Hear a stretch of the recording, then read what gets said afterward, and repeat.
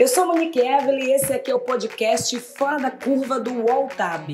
Vamos conversar sobre criatividade, empreendedorismo e histórias que você só vai encontrar aqui.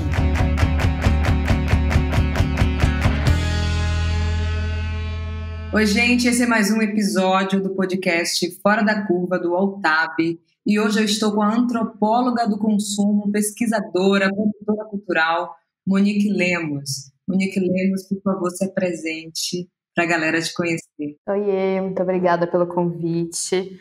Era um sonho estar aqui. Bom, estive produtora por 8 anos.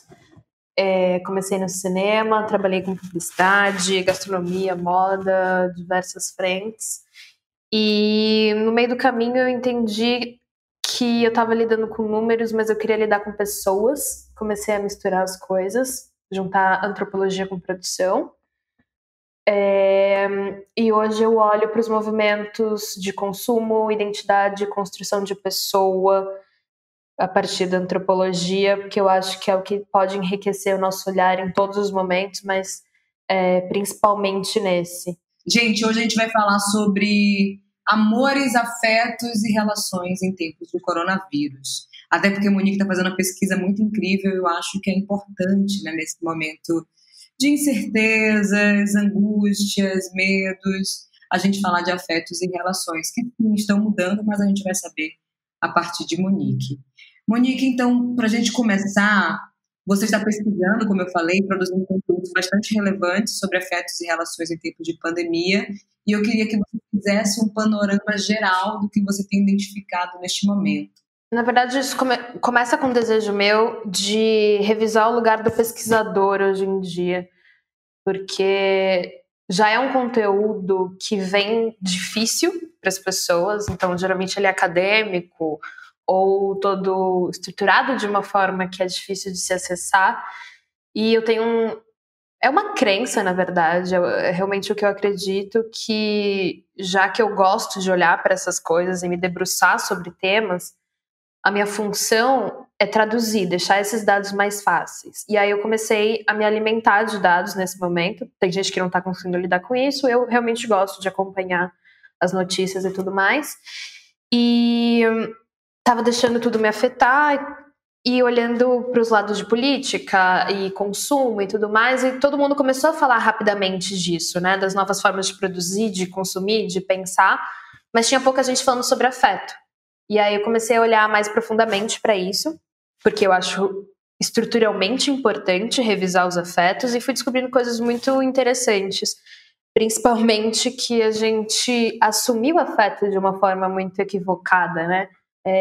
A gente desvalorizou todos os sentimentos, colocou muitas outras coisas como produtividade na linha de frente, mas a gente é regido por afeto, né? A gente responde primeiro em sensação, no corpo, em sentidos. Então, como a gente recupera isso? E aí eu fui me demorar nesses temas para descobrir o que a gente pode trazer de novo para o futuro. Estou acompanhando todas as suas publicações e tem algumas delas que você fala sobre esse período de pandemia muito num lugar de, sim, a gente está sofrendo, mas tem um sofrimento muito pela ausência da companhia, né? Será que os apps, os aplicativos de encontro vão suprir essa necessidade de companhia e afeto neste momento de pandemia? Um dos primeiros dados que eu encontrei foi esse, de que aumentou muito tanto o número de downloads como o uso desses aplicativos. As pessoas estão passando, antes era uma média de 30 minutos nesses aplicativos, agora as pessoas estão 90 minutos. E além disso, é muito engraçado essa busca aumentar agora, logo quando você não pode se encontrar com as pessoas, né? Então, por que a gente corre para esses apps? Por que as pessoas solteiras estão lá? Não só solteiras, né? Enfim. Eu acho que é muito um medo do estar só, o medo de não ter companhia, o medo de ter que lidar consigo também, porque esse tempo todo, por mais que tivesse aí aumentando a valorização de movimentos como terapia, autoconhecimento e tudo mais, tem um medo, é um processo difícil. Então tem gente que precisa do outro para passar por esse processo. E seja o outro quem for esse outro, se é uma amiga, se é uma pessoa desconhecida. Mas aí tem uma recuperação da companhia e uma ressignificação disso. A conversa, ela tem potencializado essas pessoas sobre qualquer coisa. Então tem gente que, na verdade, está se encontrando, sei lá, no Tinder para tomar um vinho e discutir os desafios do TikTok. Tem pessoas lendo livros juntos e compartilhando. Então são coisas que parecem aleatórias, porque antes era um aplicativo de dates, de pessoas que até então queriam, sei lá, transar e se conhecer melhor.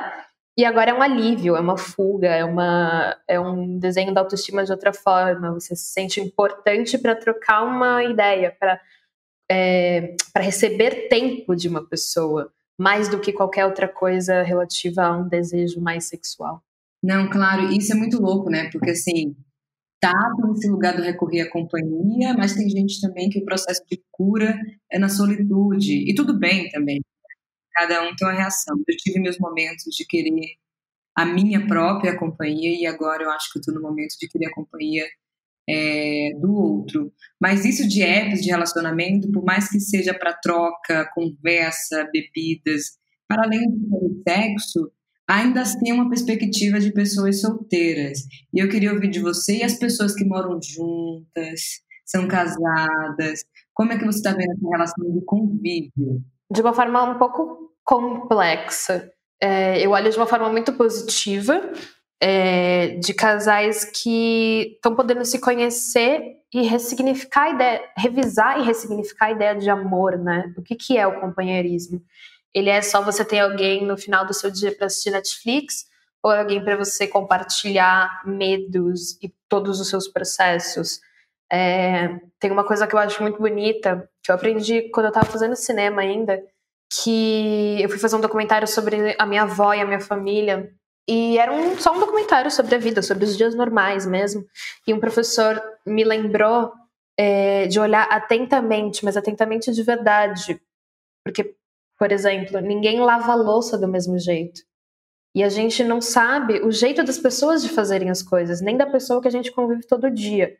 Então é uma chance de você se conectar num nível muito mais profundo com essa pessoa e de finalmente você oferecer e receber tempo. Isso a gente estava completamente desacostumado. Eu acho que a gente chegou nesse momento, inclusive, de todo mundo estar pedindo tempo, né? Então todo mundo mandou a mesma energia e a gente chega em algum lugar junto. Mas o que a gente faz com isso? A gente não foi ensinado a ter tempo. Como a gente responde a ele? E aí para os casais tem sido essa chance.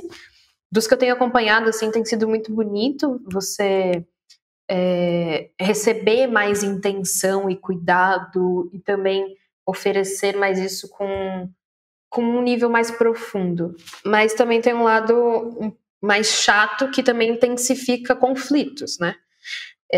Eu acho que justamente essa estrutura capitalista que nos retirou o tempo e só controlou nosso corpo em todos os sentidos, controlou o tempo, controlou como a gente ia sentir e reagir às coisas.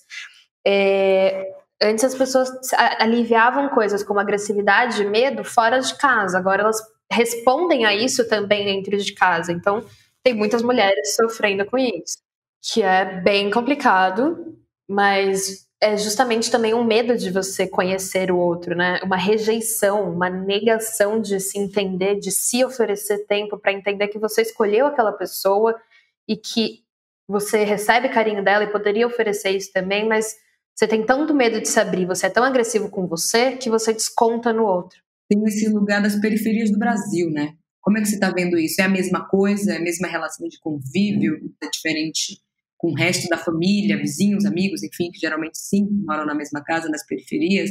Eu acho muito mais complexo, porque você tem essa ausência do espaço privado e íntimo, você tem a negação desses momentos para si, você não tem o seu tempo de se revisar ou de fazer suas coisas ou de, enfim, selecionar mesmo o que você vai fazer exatamente naquele momento. É muito mais difícil essa negociação, a negociação da frustração, do seu espaço-tempo, do seu espaço íntimo e privado.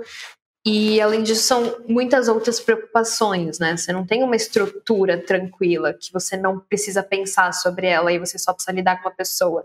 Você precisa lidar com estruturas, literalmente, a arquitetura da coisa, quantidade de pessoas, quantidade de barulho, a interferência de pessoas na sua vida. É uma outra configuração de espaço e de relacionamento mesmo. A proximidade no espaço, nessas favelas, traz uma proximidade de afetos e de influência na vida das pessoas. Isso tem um lado muito... Eu acho que às vezes negativo para gerações mais novas, às vezes, porque, enfim, elas estão conectadas, né? Elas têm outra informação que não é exatamente só a coletiva, só da crença ali daquela comunidade. Ela tá também ali com outros grupos, outras comunidades, ainda que virtualmente. E, ao mesmo tempo, tem um lado muito positivo de essas pessoas estão efetivamente organizadas coletivamente, para o bem e para o mal. Elas são organizadas ali na linha de frente, de realmente se ajudarem, de saberem como se organizar para sobreviver em diversos níveis, e ao mesmo tempo para desvalidarem esse momento, né? Tem muita gente na rua e muita gente que mora nas favelas e tal, estão reclamando disso. As pessoas estão muito na rua, elas não estão acreditando, não estão levando a sério, e aí eu acho que tem muitas camadas que precisam ser lidas para você dizer, as pessoas estão na rua, oh meu Deus, elas estão erradas, elas não têm informação. Tem uma constante desvalorização desses corpos, né? Desses corpos. As pessoas já não têm as suas vidas valorizadas constantemente. O Estado não valoriza esses corpos, tem um esquecimento intencional, tem uma morte constante intencional, então muita gente não vai ter medo de um vírus, vai ter medo de algumas outras coisas, né? Todo dia ela tem outros medos e nesse momento ela quase que desafia o vírus, sabe? Então são realmente muitas camadas. Inclusive a gente teve na terça-feira, se eu não me engano, terça-feira, que João Pedro, de 14 anos, foi assassinado pela Polícia Militar do Rio de Janeiro. Então, assim, a gente não morre apenas pelo corona, né? Tem a polícia, então esses medos e até as próprias relações entre pessoas, famílias e tudo mais, vem desse lugar. Então o contexto influencia muito, né? Muito. E é uma matemática muito cruel de você tem que ir para a rua trabalhar, não é uma escolha, você tem que, de alguma forma, proteger a sua família, mas você tem poucos recursos. E aí, ao mesmo tempo, se você está em casa, você também não tem escolha e não está protegido. É muito complexo. Pois é, porque o João estava em casa, né? A gente faz campanha, fica em casa, fica em casa. João estava em casa e mesmo assim, infelizmente, foi assassinado. Mas voltando aqui para esse lugar do afeto, pensando nesse cenário já que a gente falou de medo, angústias e tudo mais, a gente consegue reinventar o afeto? É possível? Eu sou muito otimista em dizer que sim. Acho que tem muitos jeitos e caminhos a gente repensar e redesenhar afeto.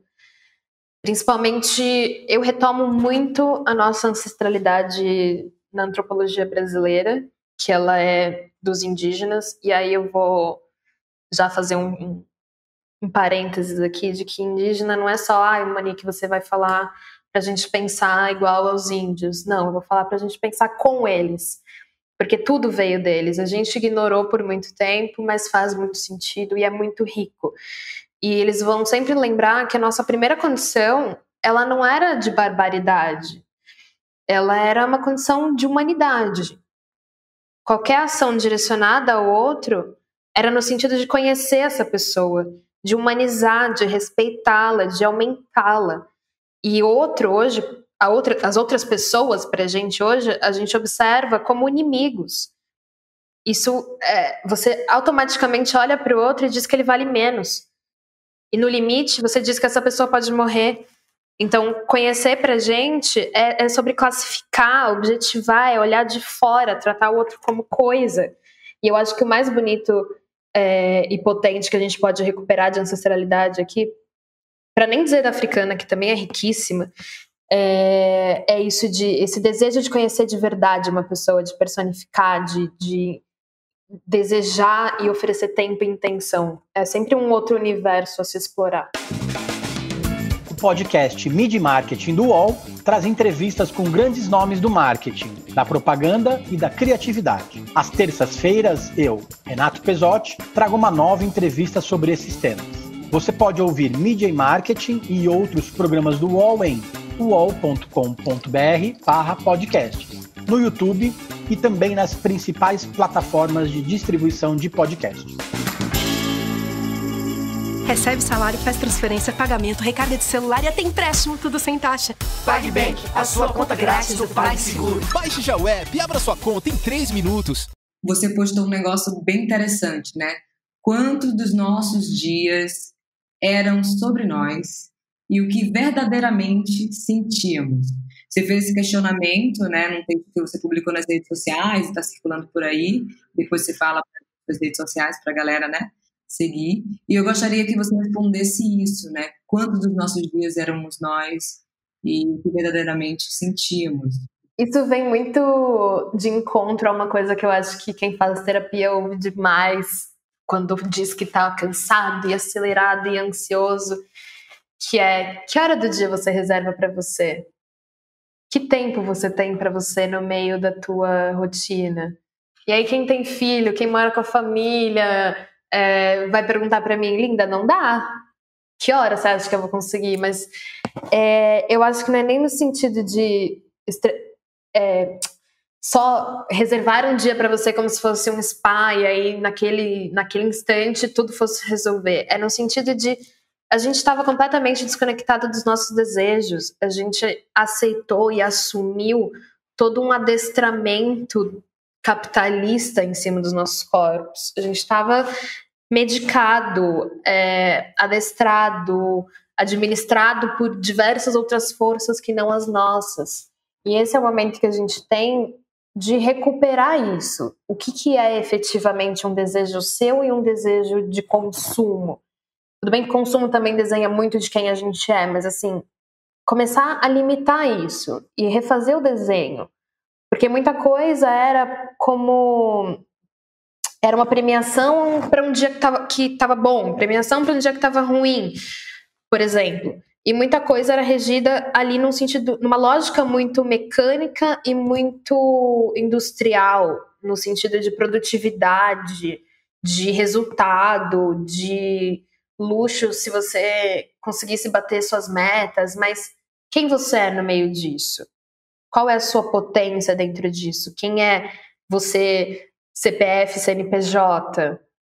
Realmente desfazer essas camadas que foram impostas e que a gente foi aceitando porque realmente não tinha tempo e disposição para pensar, descolar tudo isso que é muito tóxico e redesenhar mesmo, revisar, entender quem é você no meio disso, recuperar ancestralidades, recuperar potencialidades. Você acha que cada vez mais as pessoas estão buscando essa ancestralidade, olhando para trás, nesse lugar, olhar o passado, para entender o presente, criar o futuro que eu quero viver, meio sankofa também, sabe? Eu acho que sim e não.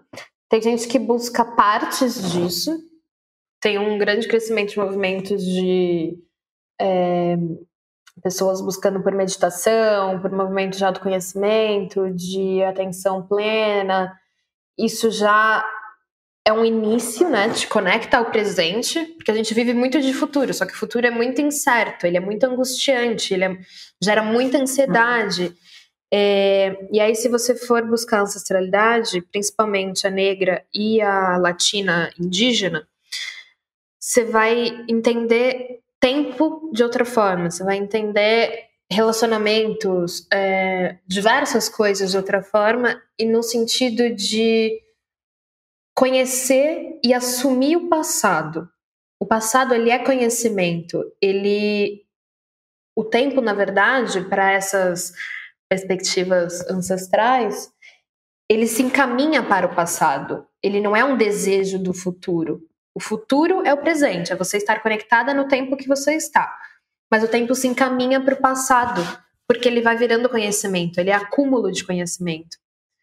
E isso é muito enriquecedor, porque aí você tem o pé no chão, você sabe o que está acontecendo, você sabe para onde você está caminhando, você tem uma segurança, você tem parâmetros, tem lastro nas suas atividades e nos movimentos, tanto do mundo quanto os seus. Você tem onde buscar um acolhimento, né? E a gente estava só se direcionando em direção ao caos. E aí o caos, eu vou dizer até pré-pandemia. O futuro, ele é um caos, porque ele é muito incerto, né? Eu acho que quando eu digo ancestralidade é meio nesse sentido. É onde tem chão e onde tem lastro. A gente sabe sobre as relações tóxicas, né? E tudo mais. Eu tô vendo muito isso de muita gente, na verdade, rompendo relações neste momento de pandemia, isso por diferentes motivos, desde porque estava ruim antes mesmo, sabe? E só enxergar agora pelo convívio, ou pelo não convívio, ou pela falta, ou por esse não sentimento de falta. Enfim, passou a ter uma relação tóxica também, muita coisa envolvida. Eu fico pensando nisso, né? E eu gostaria de perguntar para você como é que você enxerga essa possibilidade de relação e afeto saudável neste momento de pandemia. Porque, assim, eu não quero conviver e ter relação ou deixar-me afetar pelo outro, ou pela sociedade, ou pela humanidade de uma forma que destrua minha subjetividade. Né? Nesse momento, eu acho que é o único momento que a gente entendeu que a gente pode se permitir escolher profundamente as coisas e se relembrou disso, sabe? Porque eu acho que no ritmo da vida ali a gente vai lidando com as coisas como se tivesse que lidar com tudo, como se tivesse que dar conta com tudo. Então as relações, elas são mais uma parte da lista de pendências do dia. Então, eu tenho que resolver isso, eu tenho que falar com essa pessoa me mandar uma mensagem, eu tenho que responder, e você vai como uma máquina, e você acha que você tem que realmente lidar com tudo aquilo. Nesse momento, não existe, a produtividade, ela não pode vir primeiro. E é o primeiro lembrete que a gente tem. A gente não é uma máquina, cara. A gente tem que lidar primeiro com a gente. E lidar com a gente é um monte de coisa. É você todo dia acordar e lembrar que você tá no meio de uma pandemia, um negócio que você nunca viveu, e que junto disso vem muitas camadas, né? Vem a sua saúde mental, vem a outra pessoa que tá com você, ou as outras pessoas que tá com você, ou vidas que dependem de você, e aí vem dinheiro, porque tudo mudou, o aluguel, enfim, um zilhão de camadas. E aí você para de achar que você tem que se carregar todas as bagagens que estão ali com você, que todas as mensagens você tem que dar conta. E aí você começa a finalmente selecionar e fazer aquele jogo que então era difícil para você antes, porque você tinha que se posicionar, e ali diluído nos dias parecia tranquilo de lidar, parecia que era só mais um estresse, mas na verdade é um puta de um peso. Essas pessoas que são tóxicas, elas te diminuem, elas te dão trabalho, elas pedem uma carga emocional que você não tem todo dia. E isso te machuca, te afeta. Então é você eliminar, por mais que doa, uma coisa que realmente te fere. Você não a gente não tem a responsabilidade de cuidar do outro, a não ser que literalmente esse outro seja dependente de você. A gente não tem responsabilidade de curar o outro. As pessoas vão sempre tentar fazer isso, principalmente com nós, mulheres negras, que somos vistas e colocadas nesse lugar de cuidadoras. E é muito difícil pra gente sair dele e se retirar dele, porque também vem muita culpa. Mas a gente tem que sair desse lugar, porque já é um peso surreal em cima da gente. E as pessoas, elas usam isso com intenção. Elas entendem quando elas vêm pedir alguma coisa pra gente. Então é realmente se retirar, delimitar o espaço que essa pessoa tem na nossa vida e desapegar da culpa. Lidar com isso com mais leveza. E dentro das suas pesquisas, para a gente finalizar essa, como é que você está vendo as pessoas lidando com o consumo, essa relação de consumo e também a relação com o luto? Eu acho que tem muitas frentes aí. Primeiro, a de que você desejar e trabalhar sob a perspectiva de um novo normal como ideia de futuro é, na verdade, você desejar que o mínimo mude. Porque se você quer um normal, é porque você quer um padrão parecido com o que você conhecia como normal. Você não deseja realmente uma mudança. Você quer que, sei lá, que isso passe e tudo volte. E que alguma alteração seja quase nada na sua norma, né? Porque, enfim, aí eu já iria para outro lugar muito longe, mas a Lilia Schwartz está falando muito desse lugar do novo normal. Acho que vale a pena ler, ela está escrevendo no Nexo e na revista Gama. Porque, na verdade, a gente não está tendo referências realmente potentes e transformadoras de construir o futuro, né? Não tem nada realmente afetando o nosso corpo que não o medo. Não é sobre desejo de mudança, é sobre medo, primeiro. E aí o desejo de mudança é uma grande incerteza gigante de para onde vamos e onde estamos. A gente não tem formação política, memória histórica, identidade nacional suficiente para um movimento de realmente ruptura agora, ou de alguma união que nos leve para um lugar oficialmente melhor. E aí a gente cai no medo, porque a gente não está podendo nem viver realmente esse período de morte. A gente não está sendo poupado e as mortes não estão sendo valorizadas de forma suficiente para a gente ter forças para seguir. É isso, a gente não está tendo descanso, a gente não tem ninguém por nós, senão nós mesmos. E isso só confirma a regra de que esse novo normal é quase um estado de exceção, entende? É uma reinvenção conservadora. E eu gosto muito desse... É difícil, só uma antropóloga pode dizer que gosta muito desse momento, no sentido de ressignificação da morte. Eu acho muito potente isso. Eu acho, óbvio, horrível lidar com muitas mortes, inclusive com a ideia de que elas estão sendo subnotificadas e que deve estar morrendo muito mais gente do que a gente está sendo informado. Mas lidar com a morte num sentido mais próximo, isso até então só um grupo, o grupo majoritário no Brasil estava lidando, né? Os grupos estavam sendo genocidados, estão sendo genocidados, então a morte acaba sendo parte dos dias. Isso é realmente muito triste, mas essa proximidade, essa ideia da morte, ela realmente é finalmente, na verdade, um medo fundante que estrutura e que atravessa finalmente todos os corpos. Ainda assim, quem tem mais privilégio é menos afetado, e aí é só por isso que a gente vê comerciais dizendo que a vida vai voltar ao normal. E é muito triste, porque, de fato, você entende onde está o valor, né? Você entende que não está nas pessoas. Então, o novo normal é, de novo, sobre dinheiro, de novo sobre poder, de novo você exclui as pessoas. Mesmo a gente finalizando, eu estou ainda borbulhando, assim, fervendo.